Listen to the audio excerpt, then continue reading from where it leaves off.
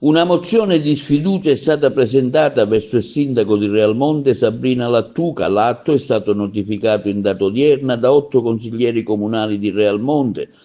tra cui il presidente del Consiglio Irene Pilato. Tra le motivazioni: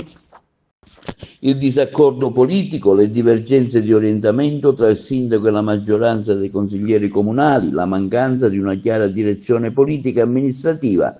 e il venir meno in molte occasioni della partecipazione democratica nelle scelte di interesse collettivo. Altro punto è la gestione inefficace amministrativa, finanziaria e politica del comune da parte del sindaco, con particolare riferimento alla situazione di disavanzo di bilancio che evidenzia una mancanza di pianificazione e controllo adeguato delle risorse finanziarie. Quindi la perdita della maggioranza consiliare, palese in considerazione della mancata apertura delle sedute di consiglio per mancanza di numero legale, che ha reso impossibile l'adozione di decisioni